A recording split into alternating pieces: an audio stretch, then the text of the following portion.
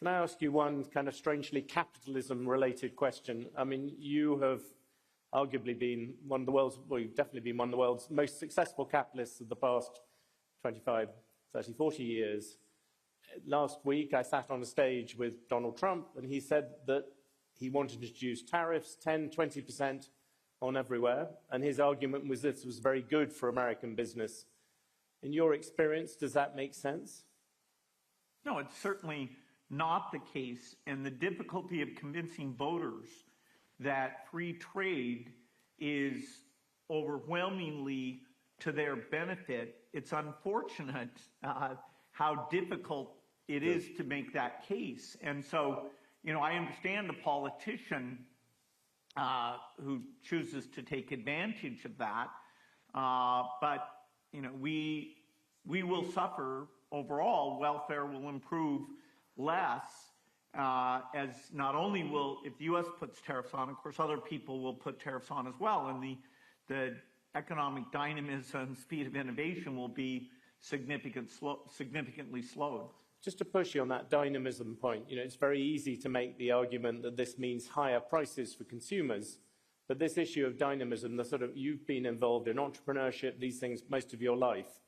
If you have less foreign competition, less foreign goods, that must have an impact on it. I know it's back to a creed you've believed in, but in practice, is that argument possible to make to voters? Well, we should find articulate politicians who can make the case. If you take most of the industries I think about, like, you know, inventing a new drug or writing a new piece of software or birthing a new climate technology, you have these gigantic fixed costs.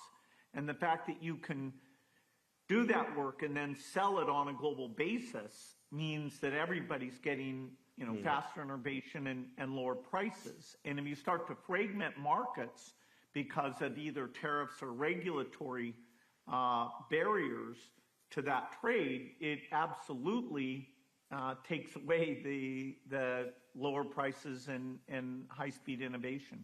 You mentioned health. It struck me, maybe this is unfair, but health is kind of the opposite to climate, is that at least there were incredible health gains in the early 2000s. It seems to have stalled a bit. What's needed to create another global health boom? Well, I'm actually quite optimistic. You know, both the diseases in lower income countries and the diseases in rich countries, we are seeing incredible advances, whether it's obesity drugs, long-acting drugs. You know, gene editing is still super expensive, but the Gates Foundation is putting a lot of money into trying to get that from millions of dollars to hundreds of dollars, so we can take a disease like sickle cell that's prominent in Africa. And as we do that, it'll benefit all the world's health systems. And then, of course, you know, AI will be applied in health in the upstream discovery piece to speed up new drugs, but it'll also be applied in the downstream delivery, sitting in the sessions with doctors, helping with follow-up, helping with paperwork. And so I think the health sector will be an exemplar that AI can improve things quite dramatically. There's one thing which is a little bit similar is that issue, and you did it in your Netflix series, this issue of trust. Is that there are these things that appear very logical to do with health, and yet people don't seem to believe it, COVID being the obvious example. How do we deal with this sort of deficit of trust when it comes to health? Is it just to do with a deficit of trust in governments, or is it broader than that? Well, certainly I never expected, as the pandemic came along, that, you know, many people had warned about, the idea that people would reach for oversimplistic explanations, you know, like attacking either myself or Tony Fauci, or, you know, attacking the idea of vaccines. I wouldn't have expected that. And certainly a lot of people, particularly older people who should have been vaccinated, were not. So, you know, those rumors, you know, literally caused hundreds of thousands of deaths. I'm hopeful with that out of the way that we can go back to, a more scientific way of looking at health innovation.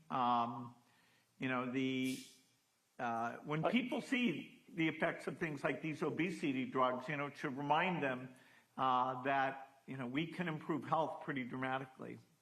I agree. The obesity drugs are a very good example in one direction. On the other hand, you have stuff about, hurricanes and things like that. You still see that basic trust that people used to have in, quote unquote, scientists and government it's amazingly small compared with what it was 20, 30 years ago. Yeah, there's like these latest hurricanes, some people blame me for those too. I'm very busy. But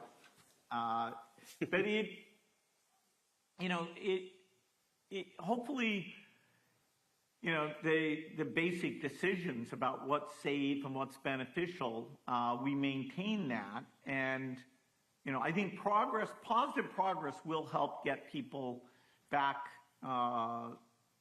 looking at what experts are telling them the truth is. One quick thing on health, the mosquito-borne diseases seem to be a little bit back on the rise, dengue and the West Nile stuff. People, are you worried about that? I mean, it just seems to be a slight blip in an otherwise very positive picture.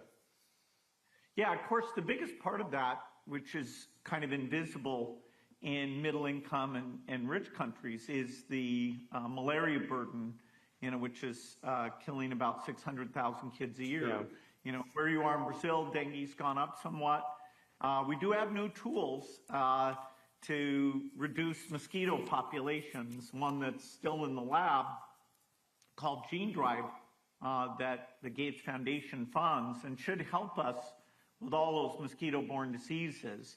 What we see is when you get a lot of flooding, which you get a bit more of with climate change, mosquitoes really thrive. And so places like Pakistan, where you had very little malaria, then when they had the flooding, now it's come back in a pretty big way. And so, that innovation pipeline is coming along. It should get even more money, but we will be able to get rid of those vector-borne diseases in countries that want to embrace these new tools. I'll ask you one last question about Brazil. I mean, this is a place we've heard where, especially on the climate side, a very, very high proportion, probably higher than anywhere else, certainly above 90%, coming from renewable sources. Do you see Brazil as the center of this climate? It seems to be the center of both the pain in the Amazon, but also on the creative side. Is that something you've been following? Well, certainly at the UN General Assembly, the Gates Foundation had our goalkeepers event, and I gave an award to President Lula for the work they've done in reducing malnutrition.